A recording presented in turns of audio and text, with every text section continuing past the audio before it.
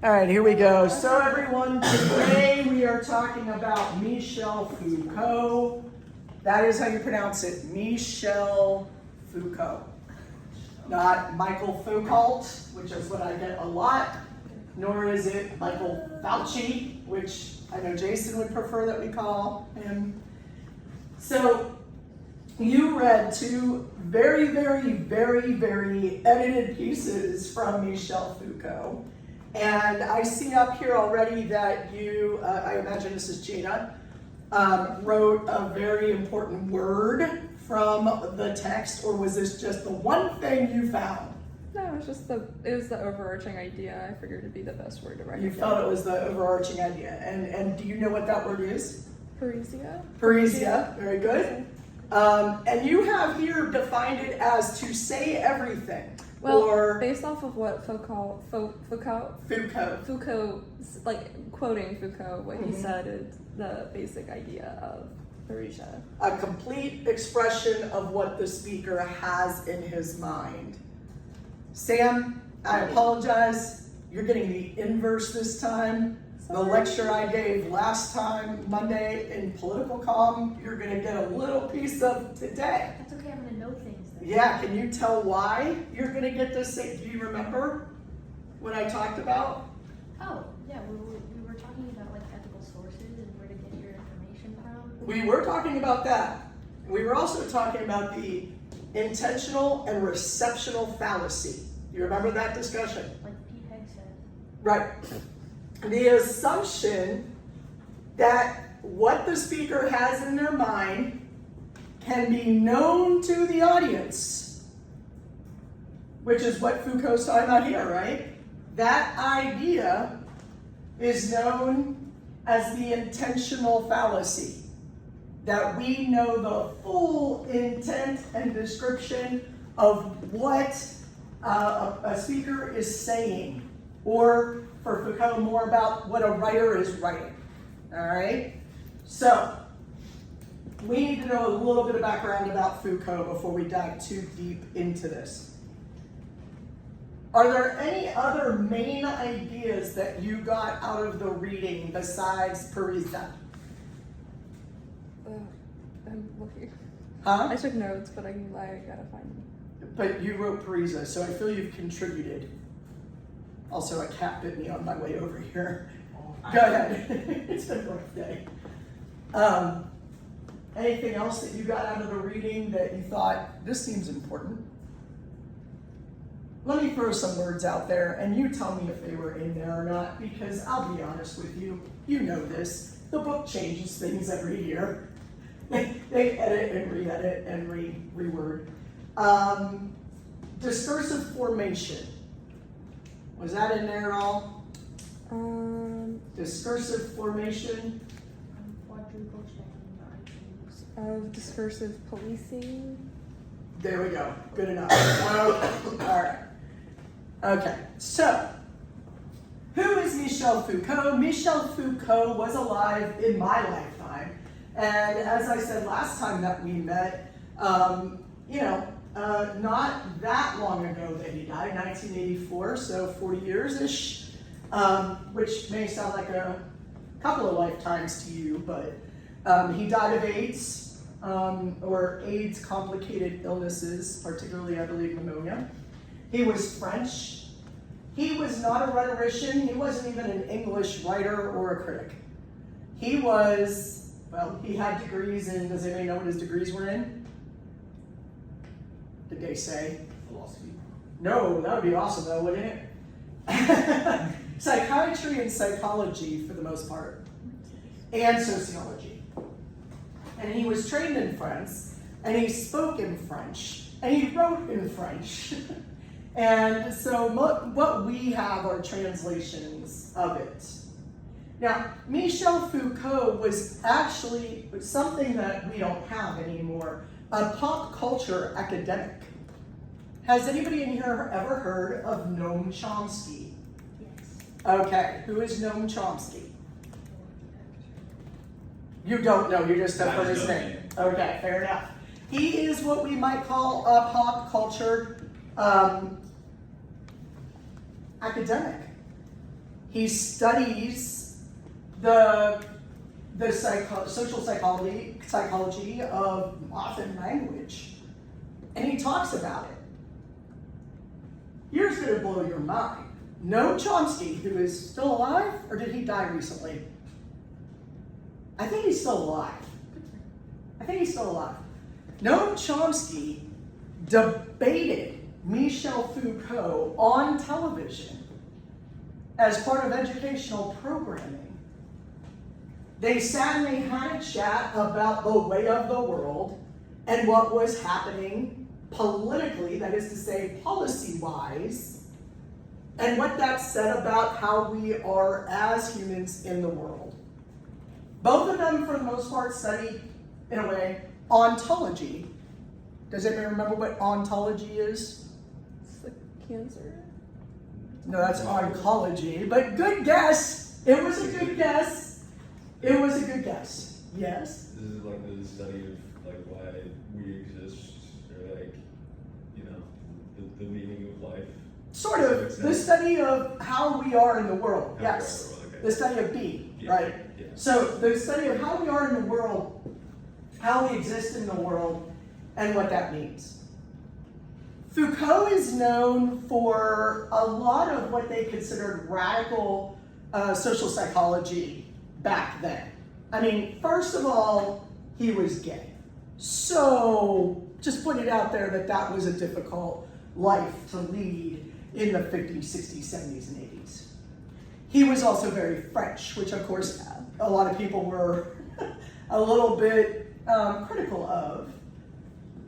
And he liked to talk with a particular French affect. And what I mean by that is that, a lot of people associated the French style of speaking, the nonverbals, with sort of, I'm gonna be extremely evil right now with what I'm saying, but remember, you gotta go back to the 80s. That doesn't make it okay, it just is what it is. Which is to say, a lot of people affiliated that French affect with a feminine affect, which they affiliated with being, at the time, the word they used was a homosexual male. One of the things that's most fascinating about Foucault for us and why we study him is that he is firmly in the critical theory perspective, remember, of our 4 paradigms that we studied. You get very few critical theorists, but this is one of them. Does anybody remember what a critical theorist does? Or what they're interested in? Okay. Critical theorists are interested in power. How power is maintained to uphold certain groups and oppress others. Okay? Now, that might sound familiar to you if you are particularly interested in the study of, say, feminism or LGBTQIA issues, because everything that we do is used to uphold their dignity or to try to quash them, right? The feminist movement is a critical movement. It's born out of critical theory. The idea that women are oppressed by the patriarchy. What is the patriarchy? The patriarchy is everything that is male-dominated, which is to say everything is male-dominated. And therefore, if we look at everything with a feminist lens, with that critical lens, then we are able to see where women are less likely to be as successful as men in certain stereotypical ways. Same thing for the LGBTQIA community. Same thing for race theory, critical race theory. Y'all heard that term, right? Nothing drives me more nuts than people going, I don't want us doing critical race theory. You don't do a theory. You don't do a theory, everybody. It's just not what you do, but okay. They don't want people to recognize that the treatment of darker-skinned individuals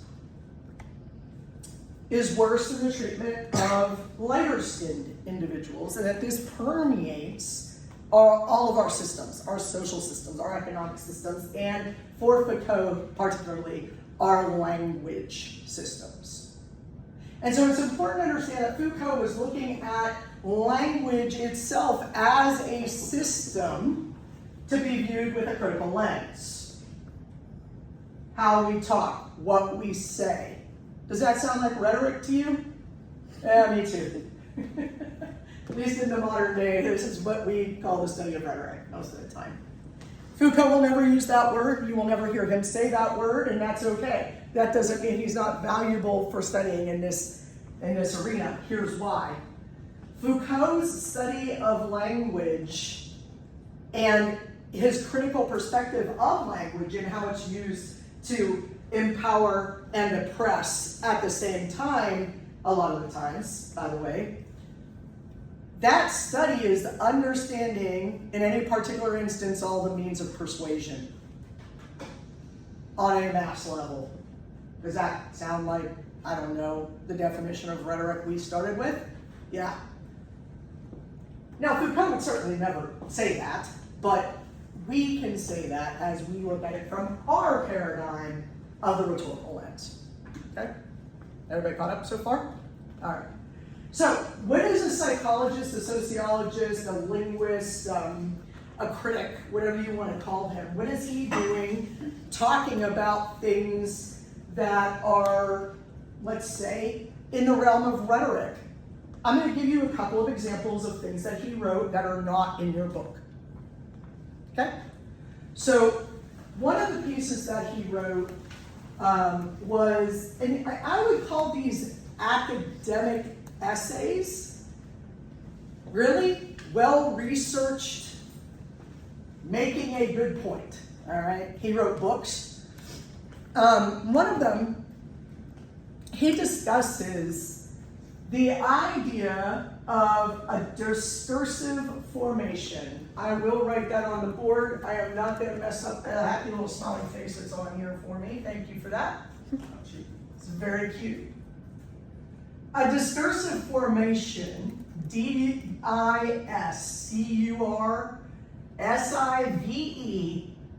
formation, occurs when we bring together ideas, words, concepts together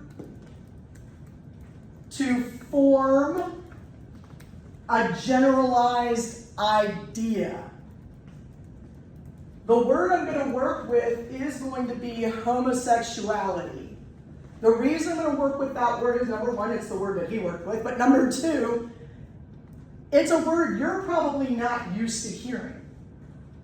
We don't say that word anymore. And I think you're about to find out why.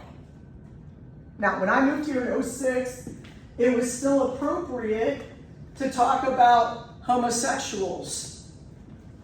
That was how they wanted to identify. See, because back in the 70s and 80s when I was growing up, the word queer was a bad word. You didn't call people queer. That was considered negative. But around the early 2000s, the LGBTQIA community wanted to reclaim that word. And one of the arguments for it was because the term homosexual, much like the term heterosexual, although we don't think about it that way, it dehumanizes people to not who they are, but who they have sex with. Right? Who they sleep with defines you. And that's not really a great way to define people. Because if you think about it, we could do that with pretty much anything. Oh, you sleep with a black person or a white person or a brown person, or you sleep with an Asian, or you sleep with someone who's missing a limb. And we can suddenly categorize you. Homosexuality carries with it the idea that you are separate from something else because of who you sleep with. Yes? Now you might think to yourself, well, why doesn't that work for heterosexuality? And the answer is very simple. Heterosexuality is socially acceptable. It's the quote-unquote norm. So See what happened here? Not the norm. Homosexuality would be not the norm. Correct. And again, I want to remind you that we're talking about when Foucault was writing, which was in the 70s and 80s, just to be clear. Okay. I would never make this argument today, but to see that. But we had to go through this argument to get to where we are, didn't we? Think about it. If no one had ever said, hey guys, you know, maybe the word homosexuality isn't a great word, what did Foucault do by talking about that, by bringing that to light? He let us know what our language was constructing, which was a world in which homosexuality was considered other. What do I mean by other? It reminds me every time I teach this class, I gotta give you guys a lecture in something I definitely don't have a PhD in, but at least I've read this stuff. So you're gonna have to work and agree that I have a little bit of credibility in this, okay? In psychology, particularly Foucault, he used the word other. And in psychology, we have what we call a little o other. I don't think on the recording of this video anyone can see me, but it's a lowercase o and the word other. Then we have what we call the big O other. Please do not giggle. And that is the capital O other. And we literally call it the big O other. Okay? What the heck are those two ideas? You, Vincent, over there in the back, you are my other. I am your other. Sam is our other. We are all others. Other people in the classroom, maybe, but other people. You guys brought up Dr. Ott. He is an other person. Is this capital or lowercase? This is lowercase. Yes, lowercase. So to say to someone, that's an other, which by the way, the English language puts those two together, make it another, right? Means that they're separate from you. Jada is once again me too. having a light bulb. Jason's having a light bulb. I'm sorry, guys. Thank you. Do I hurt you guys every time we do this? Because I feel like daily I just Jada feel gets so this. stupid. And it's not stupid. It's not stupid. Why would you think about this? Exactly. And by the way, this is why academics are considered overly educated nut jobs, because we spend time thinking about this. Can't blame them most of the time, but other times, like for example, saying an other versus another, really not a big deal. However, saying other when you don't mean just an other person, but you're actually doing what we call a process of othering. That's big O othering, making people different from the acceptable norm. That's called othering. Believe it or not, that's actually the term. It sounds stupid, but that's the term.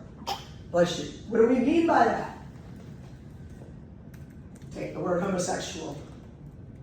If I call you a homosexual, I am saying you are other. Big O other. Well, kind of a big O other. I am putting you in an entirely different category. But you only get to that category by being called something that is No, making you different. sort of, but you're ahead of my game. You're ahead of my game there, Jason. Hold on, I'm still in the second quarter. But yes, you're thinking the right way. Yeah. So, othering means literally making someone different from the norm on a societal level. How do we determine what is other than us. Not just little o other than us, big O other than us. Because everybody in here, no matter what your sexual orientation, gender identity, color, etc. is, we're just all in a room together. We are not othering you out, I hope, of the conversation. At least that's not the goal, is it? Oh God, Jada had another light bulb, and I'm afraid to ask her what that means. What the bulb was? I don't know what the bulb was. What was the bulb? Perusia. Parisia. Very good. Okay, good. Yep, you're making connections. Very good. I'll learn how to work. Get those neurons to connect people. Get the synapses firing. Very good. I feel like I could go home today. I feel like I made synapses fire and things happened and people learned. We're done.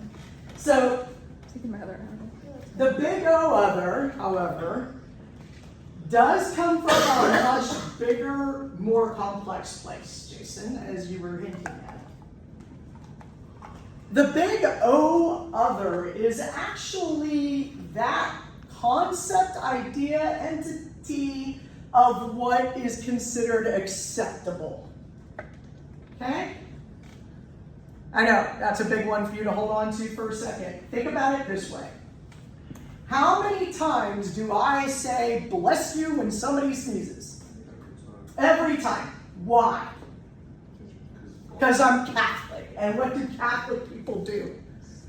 They say bless you, otherwise what happens? Go to hell. They're going to hell, right? Is any of that true? No. Is that what I was taught? Yeah. There is some big O entity. There's some othering. There's some other person out there, some other idea, some other concept watching me to make sure I say God bless you when you sneeze. In my case, this particular case, we're talking about religion. However, there is another way to think that. Some people, the big O other is God or whatever entity higher power they ascribe to.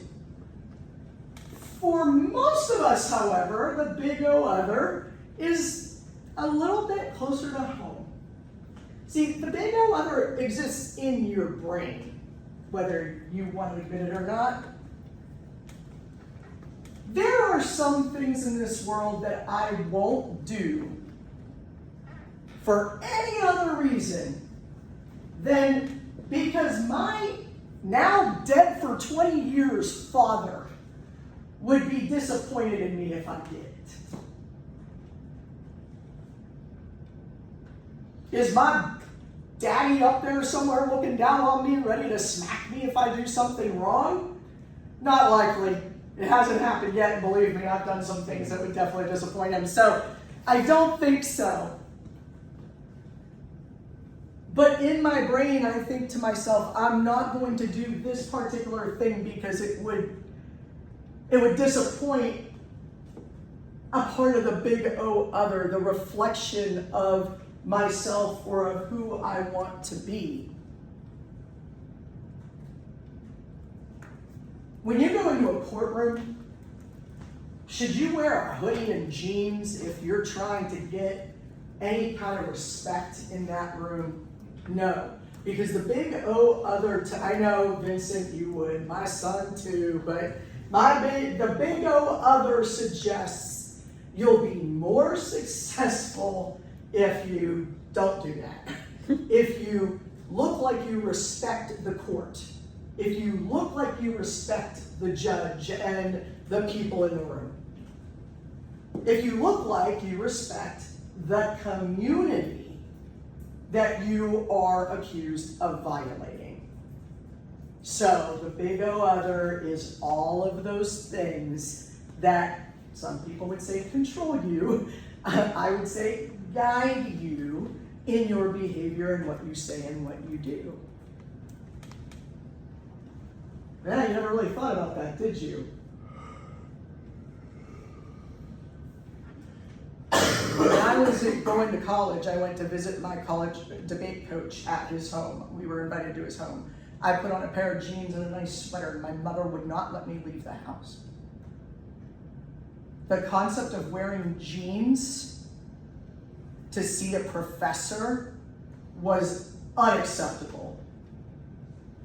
Now, I was a Gen Xer. We were gonna make it, yeah, it's acceptable, right? Because every generation, which has different values, changes things over time, right? Vincent? I was gonna say the big O other you have. It sounds like isn't that usually referred to as like the generalized other? I've heard people call it the generalized other. What's bothersome to me about that term is that why isn't everybody the generalized other? Just other human beings. Isn't that the generalized other? I mean, the That'd be generalized a other little is just little. like that's just like your concept of like what like the average of society would think. I guess it's just like the average standpoint.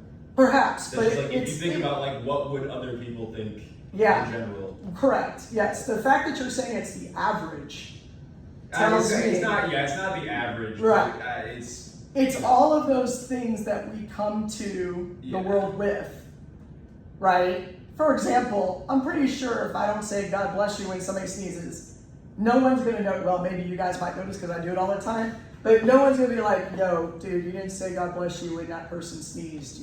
You're in trouble." That doesn't happen, right? Yeah, that's true. So, I think for me that idea, and for Foucault, I think it would also be a problem to say the average or the generalized acceptable other, because none of us has the same big O other. so in that example you gave of like your mom, Yeah. where would the other go into like play? So Like, you know what I mean? my mother was raised to believe that you don't wear jeans, which were originally. Does anybody know why jeans were originally made? Were they made for It was the military. cowboys or something? I don't know. No, farmers. Work? Okay. Because they're durable and you don't get like weeds caught in you, or if you get, we call them snagger bushes, jagger bushes where I come from. I don't know what you guys call them, but like those thorny bushes Yeah. that you catch, they don't go through jeans. So you wore a really strong denim, right? So to my mom, these jeans, even though they are neatly pressed with a nice, I don't know if you guys can see, but I actually have a faux, what do you call that, pleat down the middle. Yeah, funny, huh? That's supposed to indicate that these are more formal jeans. They're pleated in the middle, like suit pants or something. The concept that you would wear work pants into a classroom was crazy to her, right? That's how she was socialized by the big O other, right? For me, I had a really hard time come about 2008 to 2010 when people started wearing pajamas into my classroom. Yeah. Or when they decided that formal attire for a public speech was a matching Abercrombie and Fitch sweat outfit because it said Abercrombie and Fitch along the side and it was the same color, so therefore it is formal. Okay? We change, that big O other changes. Now, a lot of us go through a rebellious stage where we say, I don't care what you think. I don't care what the big O other thinks. You know what, Mom? I don't care what you think. I'm going to wear a hoodie to court. Hypothetically speaking, do you think that boy is ever going to wear a hoodie to court ever again? He weighs slightly more than me, not by much, and he is 2 inches taller, and yes, he's built like a sailor, so his entire top half could probably take me out, but you know what? I'm his mom. He's never gonna wear a hoodie to court ever again, is he? Is it because I could kick his ass? No. It's because he doesn't want to disappoint the big O other. And I'm a part of that. Does that make sense? All right, are we all on the same page? Now, What's that have to do with homosexuality? For Foucault, that concept of othering, of saying to someone, here's what the norm, the average, what you're supposed to do, right? What the big O other tells you to do is that you are not to be gay. That creates a discursive formation of homosexuals are different from the rest of us, right? And then you go a step further, and in that discursive formation of homosexuality, you include something very, very important. In the DSM, do you know what the DSM is? The Diagnostic Manual. What's the S for? DSM. I don't remember what the S is for. It's the psychology manual that they use to code various different mental, yes? Statistical. Statistical. Diagnostical, statistical. Thank you very much. So what you do is you go in and you read all those symptoms and you do a differential and then you determine what their code is. You are bipolar. You are ADHD.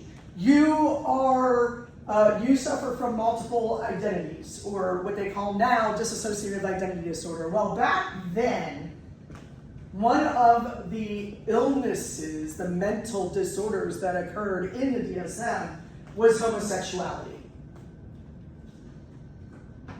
Now, what happens if we can say that something is a disease? What do we also get to do with it then? Label it as a problem. Label it as a problem. Try to cure it. You could try to cure it, because there's got to be a cure if there's a disease. What else? Avoid it altogether. You're going to avoid it and keep those people who have that disease away from other people. By labeling homosexuality as a medical diagnostic problem, as a disease, you're able to say, oh, we could cure you, which, by the way, in case you're still curious, yes, it is true that people are still trying to use electric shock therapy to shock their children into being straight. Shock the gayness out of you. Yes, I'm going to shock the gayness out of you. It's kind of like if you have a queer, let's say, I'm going to use my son, you have a queer man, he's not queer, but let's just say that he was. He had to come out to me as straight because he felt that I would be disappointed. I mean, I think I might have gone over the line a little bit when he sat me down at the dinner table and went, Mom, I need to tell you that I'm straight. And I went, okay, I still love you. And he goes, all right, well, I just thought you'd be disappointed you didn't have a gay son. And I said, why would you think that? He goes, did you always want a gay son? And I was like, no, I don't not want a gay son, but I don't want, like, wait, you stop that. Like, I totally got trapped by my own son in this discussion where I raised him to not judge others and to say you can tell me anything and you can be whatever you want to be. And he took that to mean, if I'm not gay, you're not going to love me. It was a very confusing conversation for me, and I'm sure a confusing time for him, who was a whopping 13 years old when we had this conversation. Which, 9 years later, his 13-year-old sister, me driving in the car, just driving around, right? She goes, Elizabeth, I say yes. Will you ever date a woman? Okay, wait, what? Time out. And why is that question weird? Because I'm married to her father. So, no, not at the moment. I would not date a woman. I'm sorry, but it was just a weird, juxtaposition. My parents never would have been never been okay if I had said, hey, Mom, did you ever want to date a woman? Or if I said I was gay. None of that would have been okay, because we were defining it as other. If you are ill, I can not just try to cure you, I can put you in a hospital, and they did, by the way. This is where the term closeted comes from. You keep all of your things behind closed doors so they don't run you away or beat you up or hurt you or try to isolate you on an island like a leper colony. Which, by the way, all these things were discussed, just so we're clear. And to make things just absolutely worse was the AIDS crisis. Does anybody know who the first documented person to have AIDS was? Do me a favor, Google it. I want to see what it says. Wasn't it like a pilot or something? A what? A pilot? Well, that fascinating that you say that. Yes. Unknown. Yeah, it says he was an unknown male from the Congo. That's not what you No, Yes, that's. Something else says Robert Rayford, a teenager. that's one I found. Keep going. That's Who one I died found. in You got Robert Rayford, Yeah. David Carr, David Carr. What year are we talking, guys? 1959, 1969. Oh, that's a wide difference. Yeah, it says. Well, mine says unknown male. They got HIV in 1959 in the Congo. Was the first identified patient. So, Oh, and Scandinavian man too. We visited Africa. so the story kind of got played out politically, didn't it? That it was, and the story of David Carr is true. He was a pilot or an assistant, flight attendant, I don't remember, probably a pilot. And he was flying everywhere and having sex with whoever he wanted to in the bathhouses. Yes, he was gay. And that is considered patient zero. Okay? That is a story. That is true. Being patient zero for the spread of AIDS in America does not make you the first person to have AIDS. And in fact, you can dig. Why would they say the Congo? Why would they say it came from Africa? It's a third world country. It's a third world country? Racism. Racism. Very good. Now, I'm not saying it didn't start in the Congo. I'm just saying we might have a motivation for saying that because they also said, and God, I hope they've erased this from the internet if that's a thing. They also, and because this is prior to the internet, they also spread the story that it was from someone getting it from a monkey. Yeah, that's the one. That's the one you hear. That's the one you hear a lot too. Mm-hmm. What if I told you that there's a possibility, and I'm not making a claim here because I was not there, but what if I told you there's a possibility, there's another narrative that never comes out, that the first patient with AIDS symptoms was a French female? Does that change things a little bit? changes this. It changes the stigma. Exactly. It changes the discursive formation of the narrative, doesn't it? Because it doesn't match. So damn straight we're going to quash that one. I don't know if that's true or not. I am saying there was that narrative. That narrative got quashed quick. In fact, I would be surprised if it ever even ended up on the internet. All of these stories were going around about AIDS, and so the only thing that we knew was what? That it was mostly found, note my word, mostly found in gay men. Therefore, it was a gay disease. Discursive formation. Totally.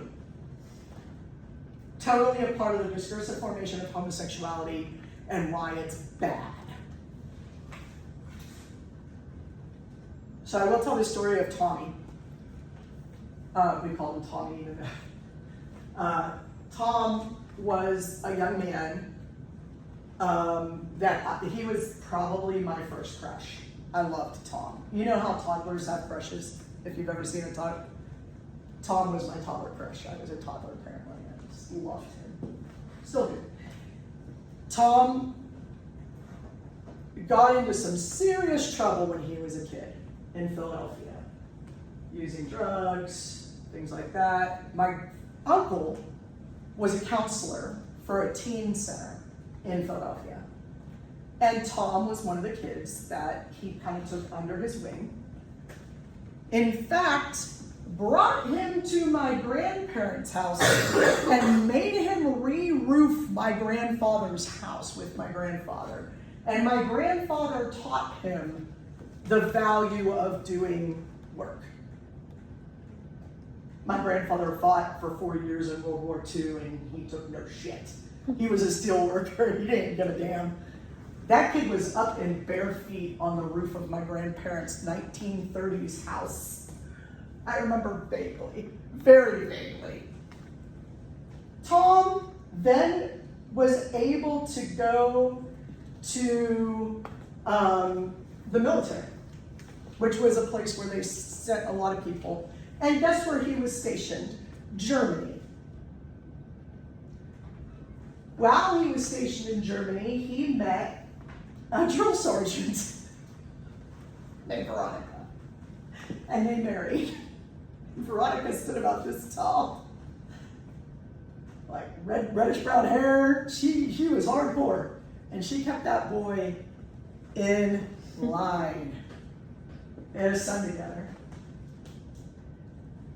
In 1992, I graduated from high school and started college. And I went to college and I went home for the Harvest Festival because I did weird stuff like that when I was a kid. And I went home for the Harvest Festival. I loved it. I loved the pumpkins. I loved the smells. And Tom and Veronica brought little Tommy in for a visit with my uncle and my aunt. And Tom was coughing. And I don't mean he was coughing. I mean he was coughing. And his body was rattling. At the same time, I was taking a class in philosophy from Dr. Pugh. And Dr. Pugh died of AIDS in the middle of AIDS complications in the middle of my semester. No way. Huh? No way. True story. Don't ever say the Catholic Jesuits are discriminatory. We 100% support him. So, and his partner, by the way. And so then I'm home, I'm watching Tom. I go back to school, because this was late September-ish. Fall starts in September in Pennsylvania. I'm like, here, waits until November to start. And I get back there, and my mom calls me, and she says, I need to tell you that your grandfather is really, really sick. He's got stage 4 cancer. He's gonna die. You're gonna need to come home for Thanksgiving, say goodbye. I said, okay. So she picks me up in November. It's a 2-hour drive from my university home. And she proceeds to start talking about what's going on with Grandpa. And I'm like, dude is 76 years old. Yeah, okay, you know. He survived cancer in the 80s, all right? Or, well, the 70s, actually, the 70s. He survived colon cancer in the 70s. That was bizarre enough. The fact that he lived another 19 years was insane. Yeah, tough people. I come from tough stock. And my mom starts talking about Tom being sick. And she says, yeah, Tommy is sick. And she starts to talk, and she's talking. Did you ever have your parents talk to you where they don't want to tell you what they want to say? Yeah, that was our conversation. And I went, Mom, he has AIDS. Or he's HIV positive, I'm not sure which. And she goes, how the hell, and my mother does not swear, did you know that? I was swearing, apparently. Back then it was. And I said, well, what do you mean? It was pretty obvious when I saw him 2 months ago. You know, you could tell. He had the look. What do you mean you have to look?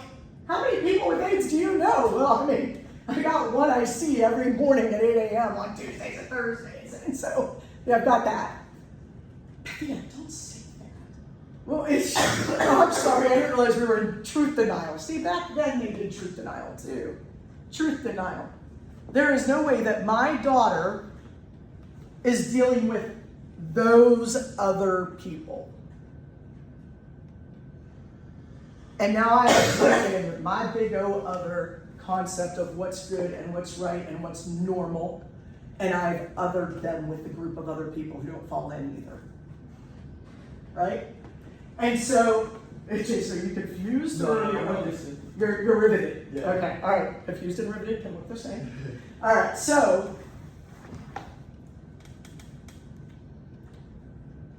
I go home. My aunt and uncle are in town. I go in to take a nap because I nap a lot, and I come out, and my aunt and my aunt, who is an elementary school teacher, and my mother are talking, and my aunt says, "Oh God, I'm just so worried," and I was like, "Yeah, I mean, what about Tommy? You know, like little Tommy, you know?" And she goes, "No. What if Bob, my uncle's name is Bob, he spells it backwards though, just to be clear. My Uncle Bob, what if he drank out of Tom's glass at a bar one day or something?"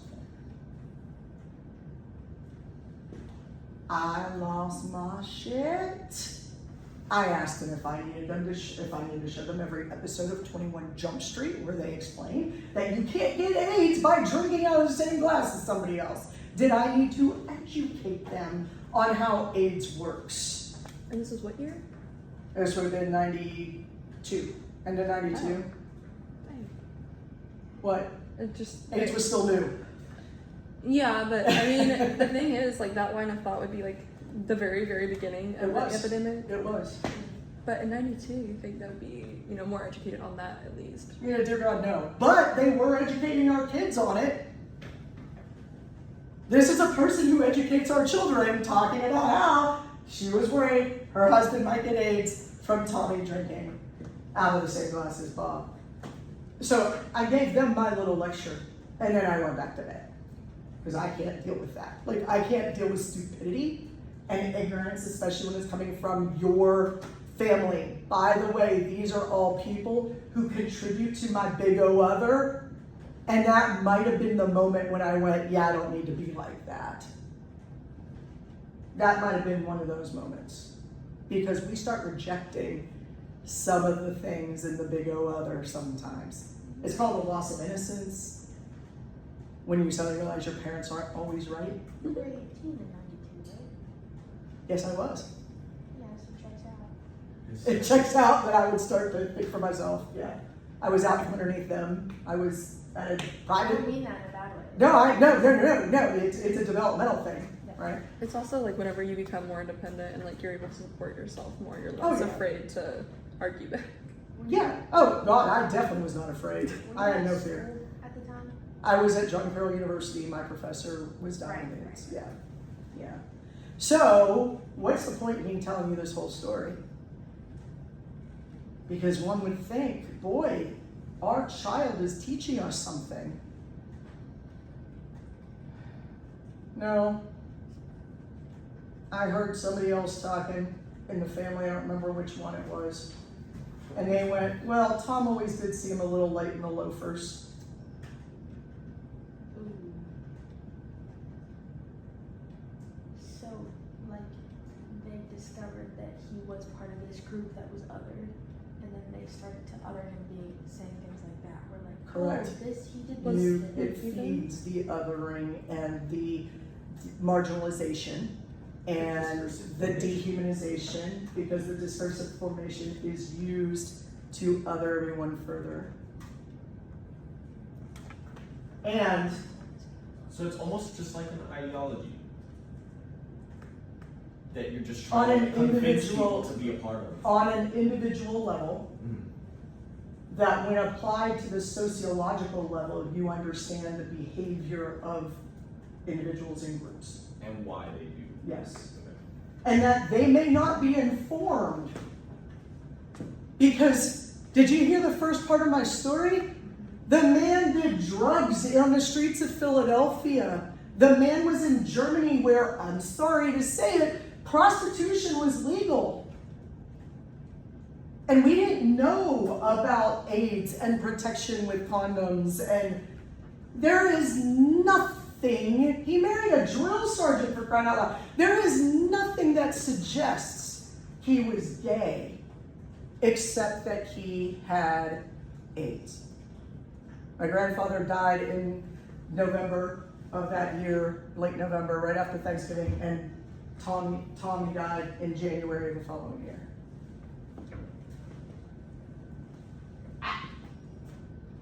Why does that matter?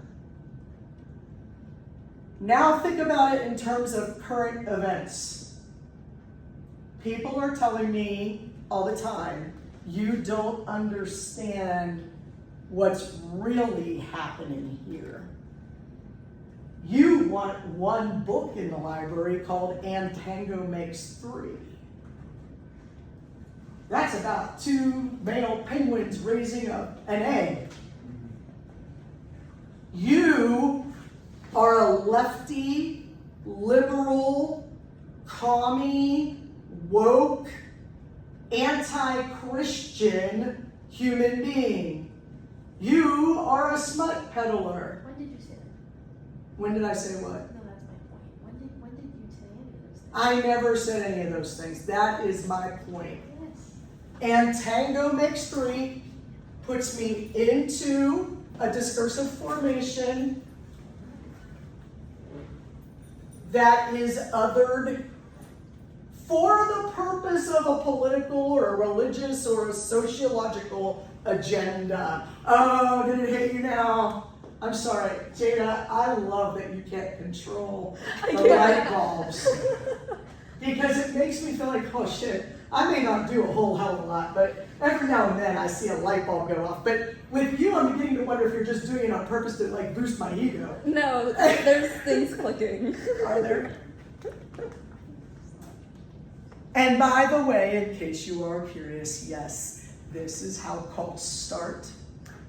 Cults. Yes, this is why people don't believe it when they are told things that are just objectively untrue, because they're so blocked into the meaning of that discursive formation that it must be true.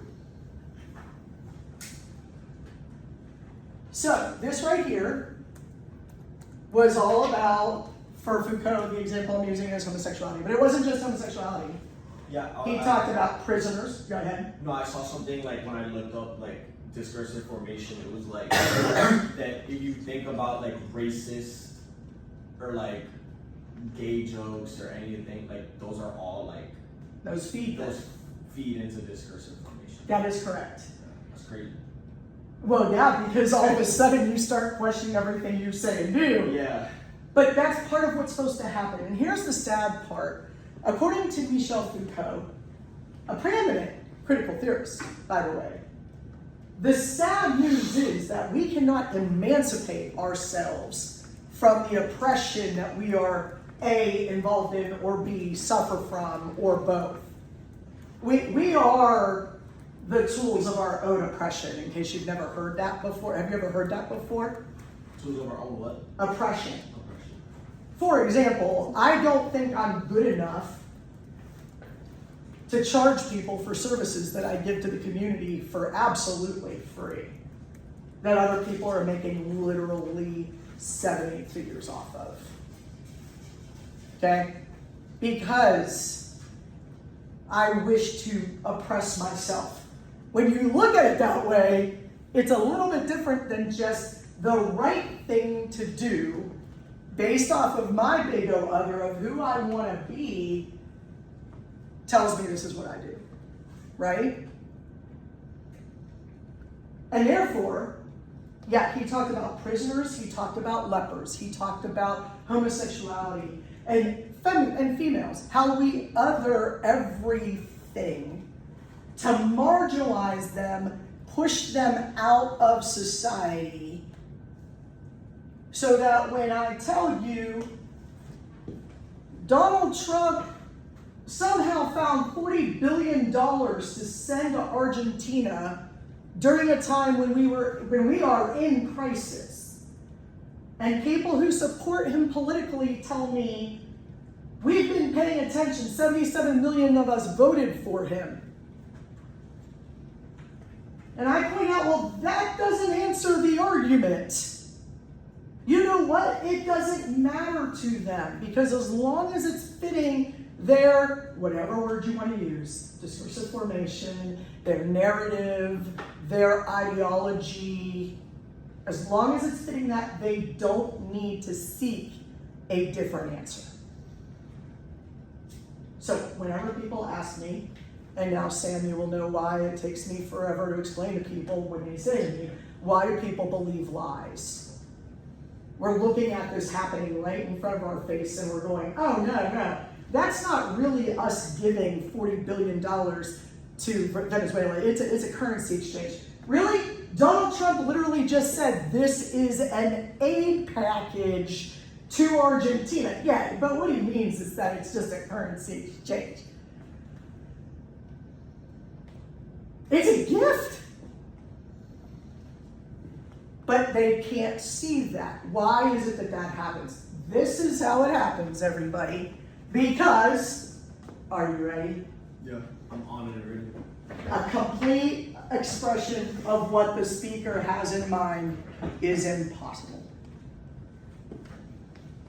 Foucault says we cannot emancipate ourselves from this. The goal is to understand that it's happening. Questions, comments, concerns, complaints, or threats at this time? I was 6 minutes late. You could get out 6 minutes early. Yes, Jada. I think the movie Mean Girls would be like a great case study of this. And I know that sounds like insane, but if you think about like the cliques and then like the othering of each like oh yeah, group and cliques everything. in the high schools are 100% a really good micro study. What's the word I'm looking for? Microcosm of this exact idea. We do it to ourselves constantly. And I think that's the frustrating thing about critical theory, is that everybody points out what the problem is, but there's no solution. But knowing is better than not.